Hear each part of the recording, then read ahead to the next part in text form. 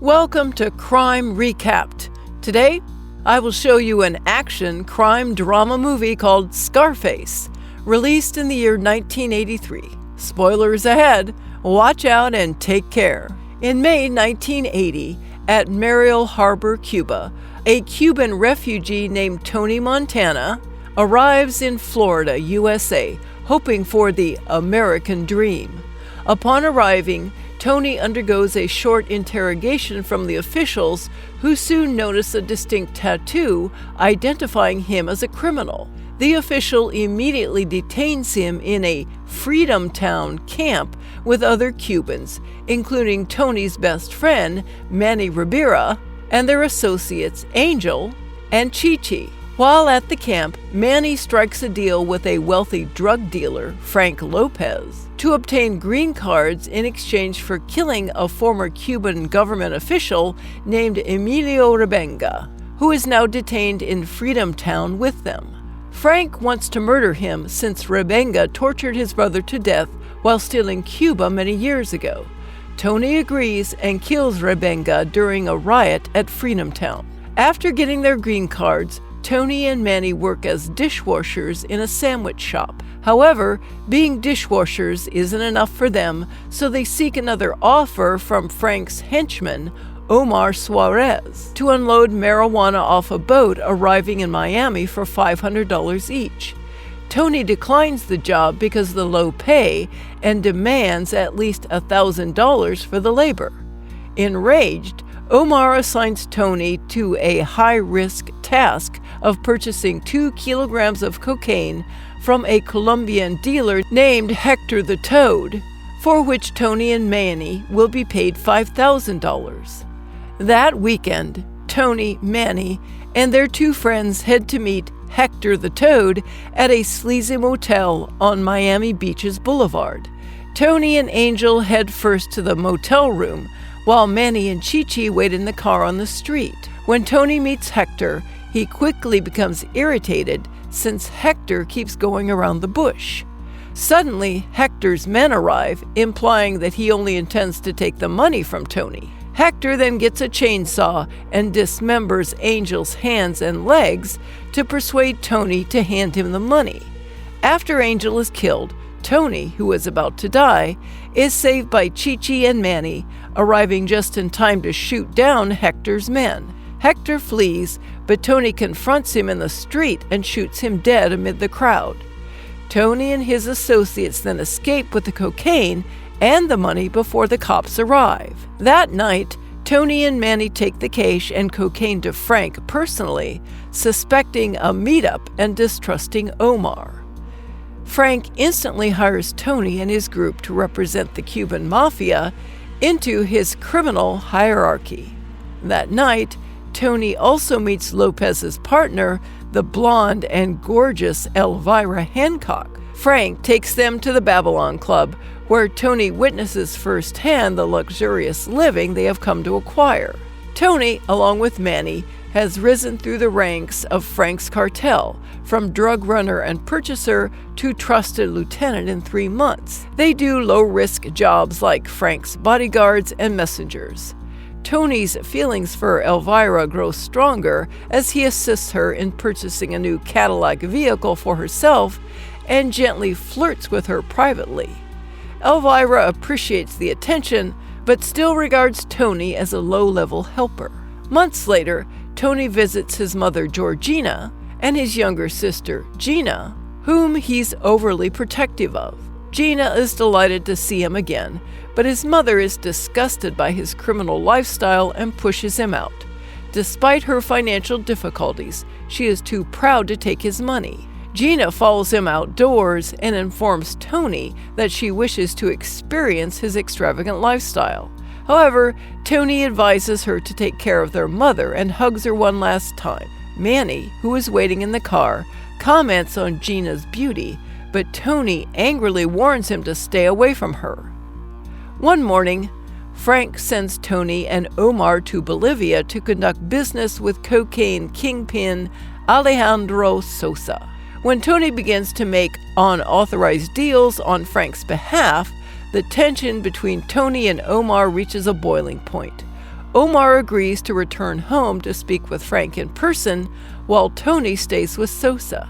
A few minutes later, Sosa hands Tony binoculars to witness Omar's death.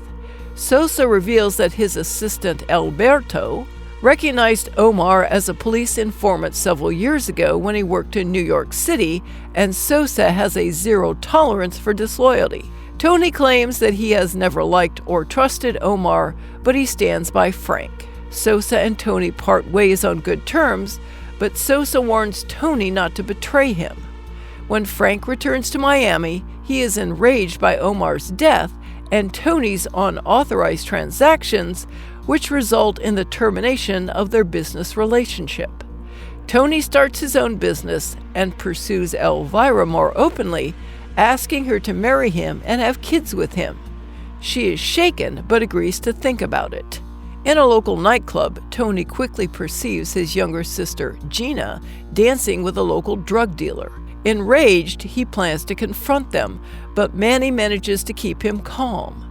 Suddenly, a corrupt Miami detective, Mel Bernstein, approaches him and proposes to tax Tony on his transactions in exchange for police protection and information. While discussing, Tony notices Elvira and sits down with her to discuss his proposal, but Frank arrives and angrily orders Tony to leave. Tony insults Frank, causing Frank to go away with Elvira. But Tony snaps when he sees the drug dealer touches Gina and immediately follows them to a restroom stall where Gina is snorting cocaine while making out. Tony kicks in and chastises Gina for her promiscuous behavior.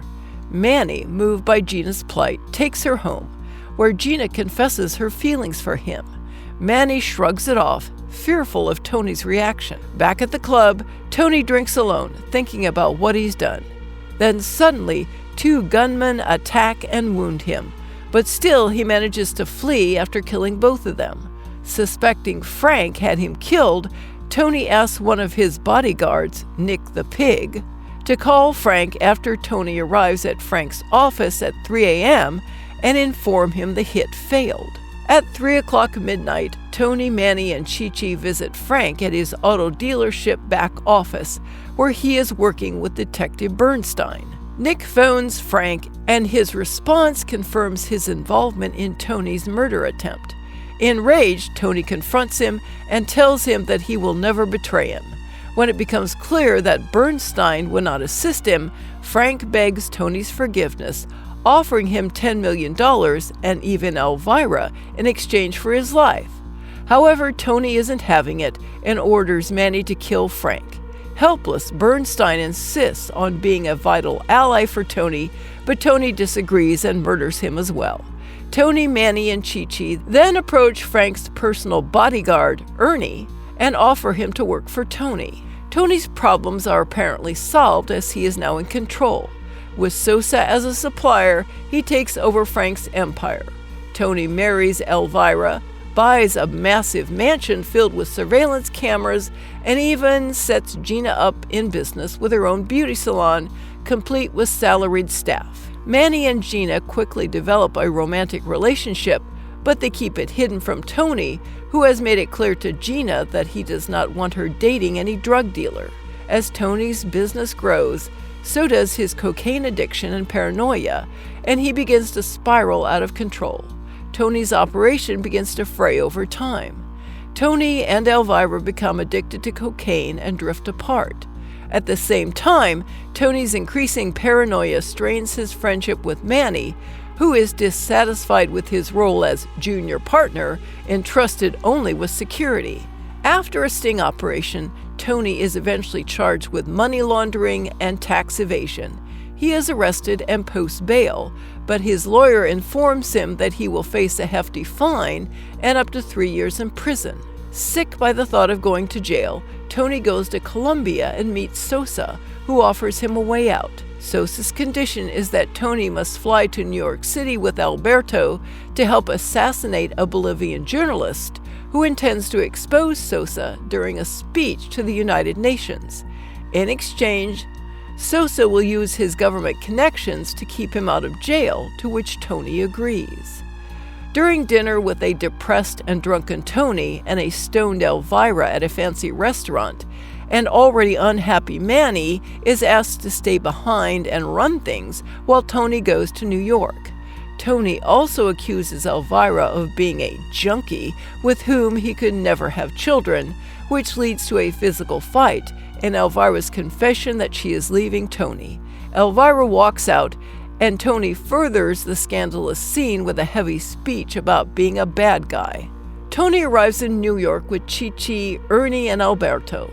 Alberto wires the man's car with a remote bomb as they scout the journalist's apartment.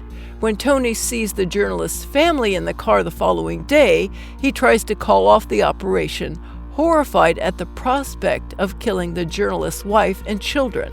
Alberto refuses to back down and claims that Sosa's explicit instructions are to follow the journalist and blow up his car in front of the United Nations building. Frustrated, Tony shoots Alberto in the head before he can detonate the bomb. That evening, the angry Sosa calls Tony, and after a heated exchange, the Kingpin reminds Tony of their first conversation, in which he warns Tony not to betray him. However, the intoxicated Tony just yells at him before sniffing another line of cocaine. Tony then searches for Gina, who has been missing since he left for New York. Their mother tells him about an address in Coconut Grove, where Gina was followed one night. Tony arrives at the address. Much to Tony's surprise, Manny unexpectedly opens the door in his bathrobe.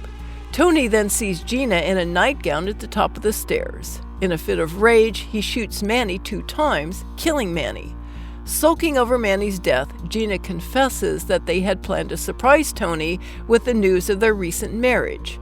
Tony, riddled with guilt, has Gina taken back to his mansion.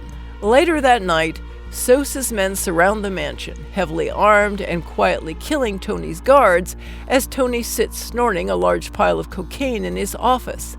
Gina, wearing only an unbuttoned sleep shirt and armed with a revolver, walks into Tony's office and accuses him of wanting her for himself. She now realizes that Tony loves her in an unnatural way and demands, at gunpoint, that he make love to her. She begins to shoot at him while demanding he takes her. A Sosan assassin hiding on the balcony, thinking Gina is shooting at him, leaps in and blows her with bullets, eventually killing her. Enraged, Tony throws the man off the balcony and kills him with his submachine gun, creating chaos at the mansion. At this point, the mercenaries, robbed of the element of surprise by the gunshots, swarm in to attack Tony's mansion from all directions. As his men are being slaughtered, including Ernie and Nick the pig, Tony, still dazed from the cocaine, leans over Gina's dead body, pleading for forgiveness just as the mercenaries break into the mansion. Chi-Chi fires an Uzi gun as he falls back and ends up knocking for help on Tony's office door. However, Tony does not hear him and only witnesses Chi-Chi being shot in the security cameras. As the hitmen approach Tony's office, he snaps out of his drug-induced haze, armed himself with an assault rifle equipped with an undermounted M203 grenade launcher, and blasts down the door. A massive climactic gunfight occurs when Tony takes up position atop the grand staircase and shoots down several of Sosa's men. Tony gets injured several times by backfire, yet he continues to shoot. With most of Sosa's men dead, Tony, high on drugs, yells furiously at the assassins, unaware that Sosa's greatest killer, the Skull, has crept into the room behind him and finishes him with a shotgun. Tony's jaw drops as he falls face down in the bloody pool in front of a massive globe that reads, "The world is yours."